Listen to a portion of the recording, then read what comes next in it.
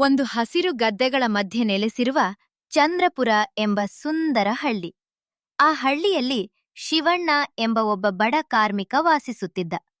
ಅವನಿಗೆ ಸ್ವಂತ ಜಮೀನು ಎಂಬುದೇ ಇರಲಿಲ್ಲ.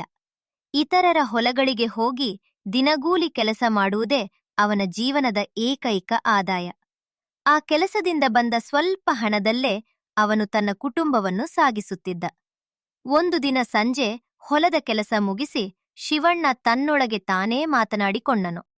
ಇವತ್ತು ಕೂಲಿ ತೆಗೆದುಕೊಳ್ಳದೆ ಹೋದರೆ ಮನೆಗೆ ಅನ್ನಕ್ಕೂ ದಾರಿಯಿಲ್ಲ. ಮನೆಯಲ್ಲಿರುವ ಧಾನ್ಯಗಳೆಲ್ಲ ಮುಗಿದು ಹೋಗಿವೆ. ಹೀಗೆ ಯೋಚಿಸುತ್ತಾ ಶಿವಣ್ಣ ಊರಿನ ದೊಡ್ಡ ಜಮೀನುದಾರ ಬಸವರಾಜ ನಾಯಕರ ಮನೆಗೆ ಹೋಗುತ್ತಾನೆ. ನಾಯಕರೇ, ಹೊಲದ ಎಲ್ಲಂದ ಕೆಲಸ ಮುಗಿದಿದೆ. ದಯವಿಟ್ಟು ಇಂದು ನನ್ನ ಕೂಲಿಯನ್ನು ಕೊಡಿ. ಮನೆಗೆ ಅಗತ್ಯ ಸಾಮಗ್ರಿಗಳನ್ನು ತರಬೇಕು. ಶಿವಣ್ಣ, ನೀನ್ ಯಾವಾಗ್ಲೂ ಮನೆಗೆ ಬೇಗ ಹೋಗ್ಬೇಕು ಅಂತೀಯ. ಆದ್ರೆ ನೀನು ನಿಷ್ಠೆಯಿಂದ ಕೆಲಸ ಮಾಡ್ತೀಯ ಅಂತ ನಿನಗೆ ಹಣ ಕೊಡ್ತೀನಿ. ಇದನ್ನು ತೆಗೆದುಕೊಂಡು ಹೋಗು. ನಾಳೆ ಬೆಳಿಗ್ಗೆ ಮಾತ್ರ ತಪ್ಪದೆ ಬೇಗ ಬಾ. ಆಗಲಿ ನಾಯಕರೇ, ನೀವು ಹೇಳಿದಂತೆ ನಾಳೆ ಮುಂಜಾನೆ ಬಂದು ಬಿಡುತ್ತೇನೆ. ಇದೀಗ ಮನೆಗೆ ಹೊರಡುತ್ತೇನೆ. ಹೀಗೆ ಹೇಳಿ ಶಿವಣ್ಣ ಮಾರುಕಟ್ಟೆಗೆ ಹೋಗಿ ಅಕ್ಕಿ, ಉಪ್ಪು, ಎಣ್ಣೆ, ತರಕಾರಿ ತೆಗೆದುಕೊಂಡು ಮನೆ ಕಡೆ ಹೆಜ್ಜೆ ಹಾಕುತ್ತಾನೆ. ಮನೆಗೆ ಬಂದ ಕೂಡಲೇ ತನ್ನ ಹೆಂಡತಿ ಪಾರ್ವತಿಗೆ ಹೇಳುತ್ತಾನೆ. ಇವು ತೆಗೆದುಕೋ ಪಾರ್ವತಿ. ಒಂದು ವಾರಕ್ಕಾದರೂ ಸಾಕಾಗುವಷ್ಟು ಸಾಮಾನು ತಂದಿದ್ದೇನೆ. ಇಷ್ಟ್ರಿಂದ ಏನು?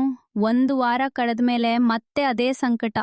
ದೇವ್ರು ನಮ್ಗೆ ಇಷ್ಟು ಕಷ್ಟವೇಕೆ ಕೊಡ್ತಾನೋ? ಚಿಂತೆ ಮಾಡಬೇಡ ಪಾರ್ವತಿ. ದೇವರು ಎಲ್ಲವನ್ನೂ ನೋಡ್ತಾನೆ. ನಮ್ಮ ಸತ್ಯ ಮತ್ತು ಶ್ರಮ ನಮಗೆ ದಾರಿ ತೋರಿಸತ್ತೆ. ಅವರ ಮಾತಿನ ನಡುವೆ ರಾತ್ರಿ ಆವರಿಸಿತ್ತು. ಮರುದಿನ ಬೆಳಿಗ್ಗೆ ಶಿವಣ್ಣ ಮುಂಜಾನೆಯೇ ಎದ್ದು ಜಮೀನುದಾರನ ಹೊಲಕ್ಕೆ ಹೋಗಿ ಕೆಲಸ ಆರಂಭಿಸುತ್ತಾನೆ. ಚೆನ್ನಾಗಿದೆ ಶಿವಣ್ಣ, ನೀನು ಸಮಯಕ್ಕೆ ಬಂದಿದ್ದೀಯ. ನೀನು ಇದ್ದರೆ ಕೆಲಸ ಬೇಗ ಮುಗಿಯುತ್ತದೆ. ಚಿಂತೆ ಬೇಡ ನಾಯಕರೇ, ನಿಮ್ಮ ಎಲ್ಲಾ ಕೆಲಸವನ್ನು ಸರಿಯಾಗಿ ಮಾಡುತ್ತೇನೆ. ನಾಯಕನು ಮನೆ ಕಡೆ ಹೋಗುತ್ತಾನೆ. ಅಷ್ಟರಲ್ಲಿ ಆ ದಾರಿಯಲ್ಲಿ ಊರಿನ ರಾಜ ವೀರೇಂದ್ರ ಸವಾರಿ ಮಾಡುತ್ತಾ ಬರುತ್ತಾನೆ. ಶಿವಣ್ಣನನ್ನು ನೋಡಿ ಅವನ ಬಳಿಗೆ ಬರುತ್ತಾನೆ. ಯುವಕ, ಇಲ್ಲಿಗೆ ಬಾ, ನಿನ್ನ ಜೊತೆ ಸ್ವಲ್ಪ ಮಾತಾಡಬೇಕು. ನಮಸ್ಕಾರ ಮಹಾರಾಜರೇ.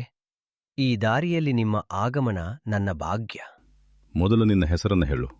ಮಹಾರಾಜರೇ, ನನ್ನ ಹೆಸರು ಶಿವಣ್ಣ. ನನಗೆ ಸ್ವಂತ ಜಮೀನು ಇಲ್ಲ. ಇತರರ ಹೊಲಗಳಲ್ಲಿ ಕೂಲಿ ಮಾಡಿ ಜೀವನ ನಡೆಸುತ್ತೇನೆ. ನಾನು ಬಡವನಾಗಿದ್ದೇನೆ. ನೀನು ದಿನಕ್ಕೆ ಎಷ್ಟು ಸಂಪಾದಿಸ್ತೀಯ? ಬಹಳ ಶ್ರಮಪಟ್ಟರೂ ದಿನಕ್ಕೆ ಕೇವಲ 4 ನಾಣ್ಯಗಳು ಮಾತ್ರ ಸಿಗುತ್ತವೆ. 4 ನಾಣ್ಯಗಳಲ್ಲಿ ಜೀವನ ನಡೆಯುತ್ತದೆಯಾ?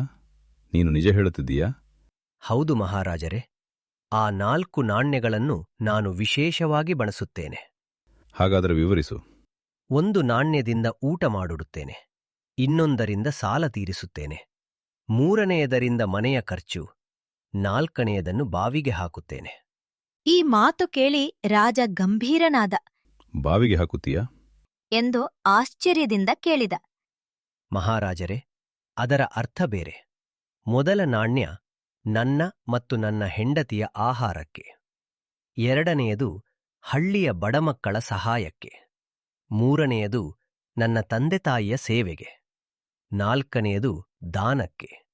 ಅದನ್ನೇ ನಾನು ಬಾವಿಗೆ ಹಾಕುವುದು ಎಂದು ಹೇಳಿದೆ. ಯಾಕೆಂದರೆ ದಾನ ಮಾಡಿದದ್ದು ನಾಳೆ ದೇವರು ನಮಗೆ ಮರಳಿಸುತ್ತಾನೆ.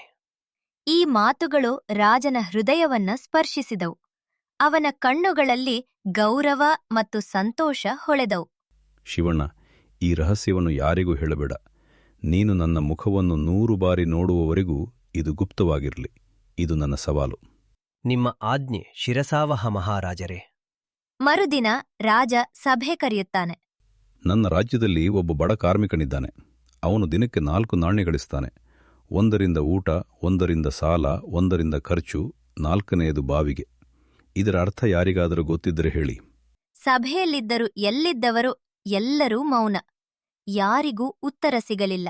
ಒಬ್ಬ ಕುಶಾಗ್ರ ಮಂತ್ರಿ ಗುಪ್ತವಾಗಿ ಶಿವಣ್ಣನ ಬಳಿ ಬಂದ. ಶಿವಣ್ಣ, ಉತ್ತರ ನಿನ್ನಲ್ಲಿದೆ. ಹೇಳು. ನಾನು ಹೇಳಲಾರೆ. ರಾಜರ ಆಜ್ಞೆ ಇದೆ. ನಿನಗೆ ಬಹುಮಾನ ಕೊಡ್ತೇನೆ. 100 ನಾಣ್ಯಗಳನ್ನು ಕೊಟ್ರೆ ಮಾತ್ರ ಹೇಳುತ್ತೇನೆ. ಮಂತ್ರಿಯು ಒಪ್ಪಿಕೊಂಡು 100 ನಾಣ್ಯಗಳನ್ನು ನೀಡಿದ. ಪ್ರತಿ ನಾಣ್ಯದಲ್ಲೂ ರಾಜನ ಮುಖ. ಇಗೋ, ನಾನು ರಾಜರ ಮುಖವನ್ನು 100 ಬಾರಿ ನೋಡಿದ್ದೇನೆ. ಅವನು ಉತ್ತರವನ್ನು ಮಂತ್ರಿಗೆ ತಿಳಿಸಿದ.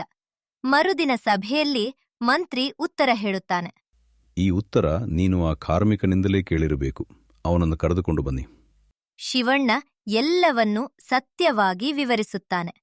ರಾಜನು ಅವನ ಬುದ್ಧಿವಂತಿಕೆ, ಸತ್ಯನಿಷ್ಠೆ ಮತ್ತು ದಾನ ಗುಣಕ್ಕೆ ಮೆಚ್ಚಿ ಹೇಳುತ್ತಾನೆ. ಶಿವಣ್ಣ, ನಿನ್ನ ಬುದ್ಧಿಶಕ್ತಿ ಅಪಾರ. ನಿನ್ನ ಶ್ರಮಕ್ಕೆ ಫಲ ಸಿಗಬೇಕು. ನಿನಗೆ 1 ಎಕರೆ ಜಮೀನು ಕೊಡುತ್ತೇನೆ. ಅದರಿಂದ ಗೌರವದಿಂದ ಬದುಕು. ಹೀಗೆ ಜ್ಞಾನ, ದಾನ ಮತ್ತು ಚಾತುರ್ಯ ಶಿವಣ್ಣನ ಬಡತನಕ್ಕೆ ಶಾಶ್ವತ ಅಂತ್ಯ ತಂದವು.